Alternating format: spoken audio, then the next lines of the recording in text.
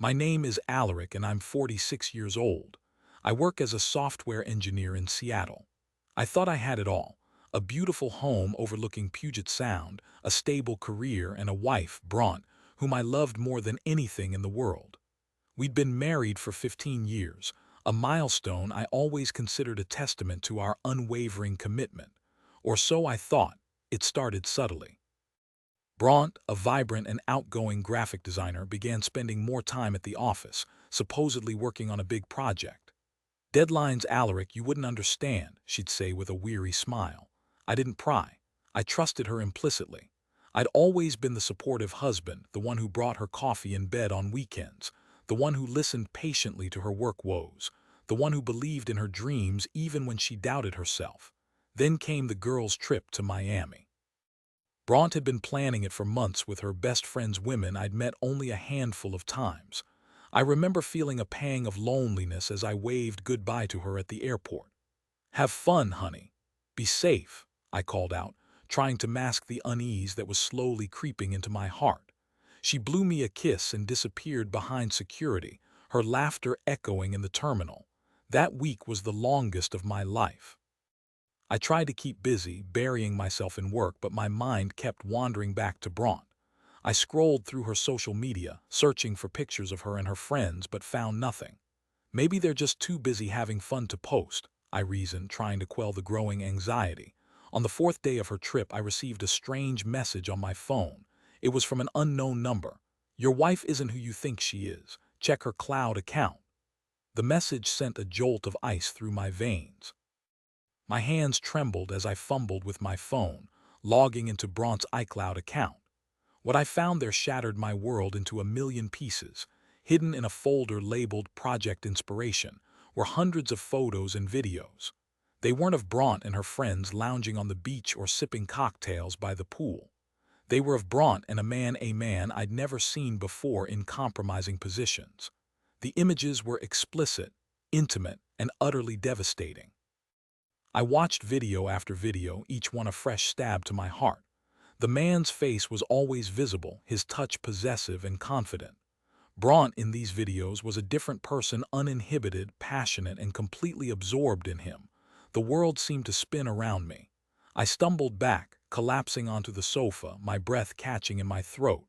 This couldn't be real. This had to be some kind of sick joke. But the evidence was undeniable, staring back at me from the screen, mocking my naivety, my trust, my love.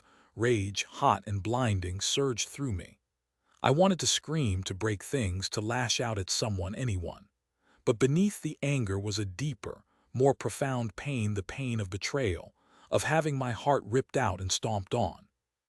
The woman I had pledged to spend my life with, the woman I had loved unconditionally, had been lying to me, deceiving me, and betraying me in the most cruel and unforgivable way imaginable.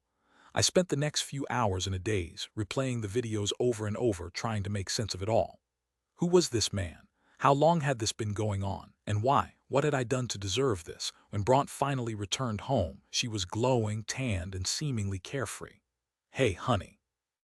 I missed you so much," she exclaimed, throwing her arms around me. I recoiled, the scent of her perfume suddenly sickeningly sweet. She looked at me, confused. "What's wrong, Alaric?" I couldn't hold it in any longer. "I know about him, Brant," I spat out, my voice trembling with anger and hurt. "I saw the videos. I know about Miami. I know about everything." Her face paled. The carefree facade crumbled, replaced by a look of fear and guilt. "Alaric, I can explain," she stammered, her eyes darting around the room. "Explain. Explain how you could betray me like this. Explain how you could lie to my face for months. Explain how you could desecrate our marriage with this filth." I roared, my voice echoing through the house. She started to cry, tears streaming down her face. "It just happened, Alaric. It was a mistake. I was lonely and he paid attention to me. He made me feel alive again, lonely. I paid attention to you. I loved you. I supported you. How could you say you were lonely?" I shouted, my voice cracking with emotion. "I know, Alaric, I know. I'm so sorry. Please forgive me. I still love you. I want to make this work." Her words felt like a slap in the face. Forgive her, make this work, after what she had done. After the images I had seen, it was impossible. The trust was gone, shattered beyond repair. The love I had felt for her had been replaced by a bitter, burning resentment. "It's over, Braunt," I said, my voice cold and firm. "I want you out of this house.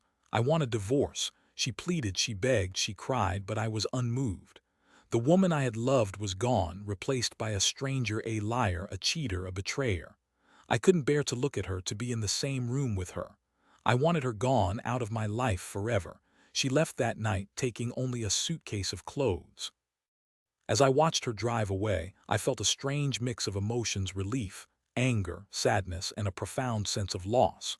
My life had been irrevocably changed, my dreams shattered, my heart broken. I was alone, adrift in a sea of pain and uncertainty. The divorce was messy and acrimonious.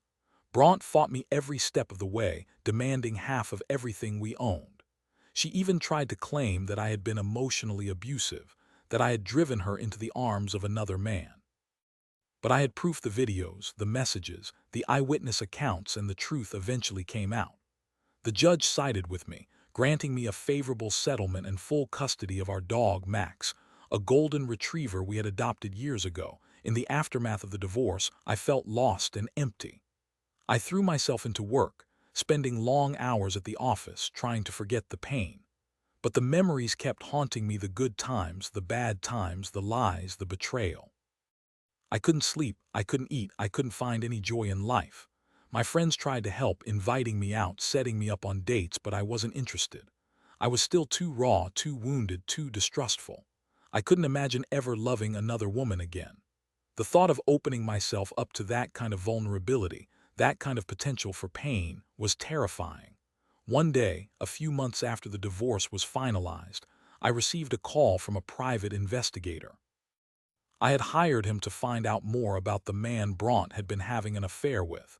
His name was Kendrick, and he was a successful real estate developer in Miami. He was married with 2 children. "I have some information you might find interesting, Mr. Alaric," the investigator said.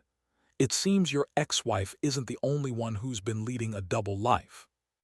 He went on to tell me that Kendrick had been involved in several other affairs, that he had a reputation for using women and discarding them when he was done. He was also facing some serious financial problems, that his real estate empire was built on a foundation of debt and deception. "I also discovered something else," the investigator said, his voice taking on a more serious tone. "It seems your ex-wife is pregnant. The news hit me like a punch to the gut. Whose baby was it? Was it Kendrick's, or was it mine?"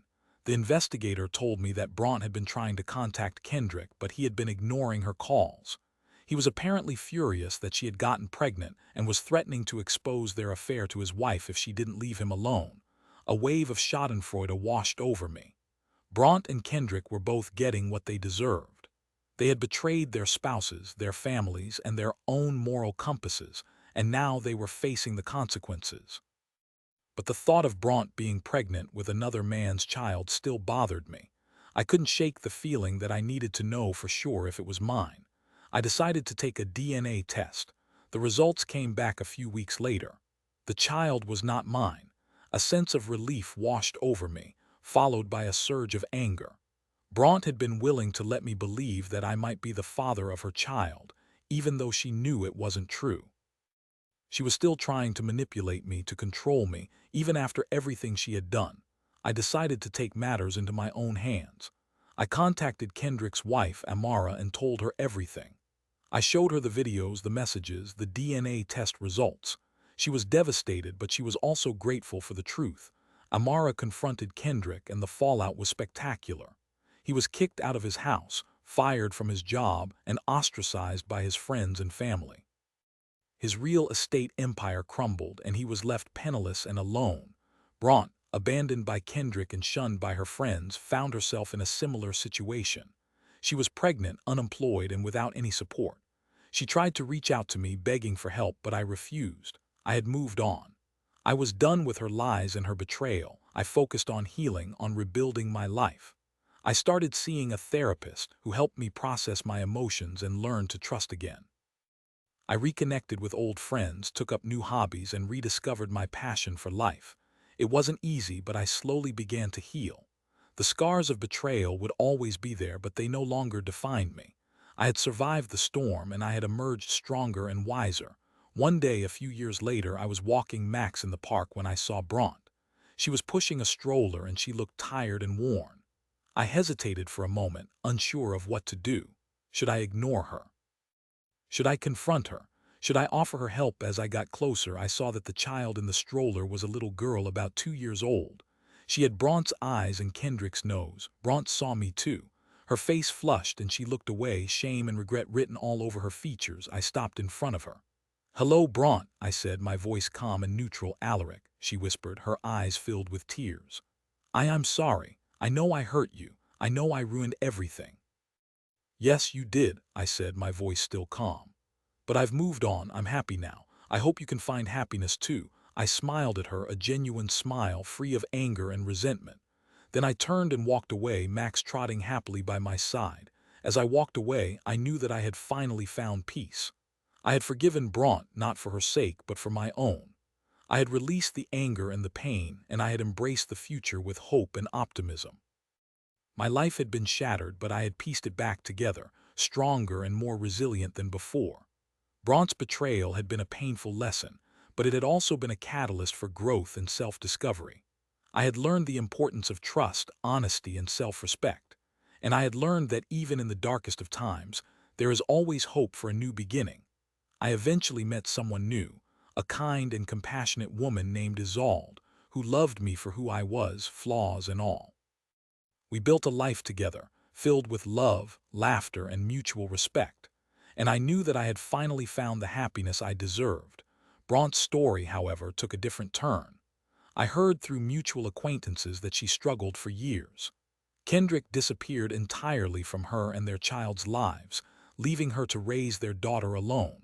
She worked odd jobs, barely making ends meet, and lived a life far removed from the luxuries she once knew.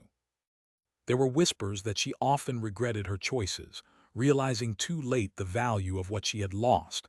It wasn't a perfect revenge, and truthfully, revenge wasn't what I sought. I simply wanted to heal and move on.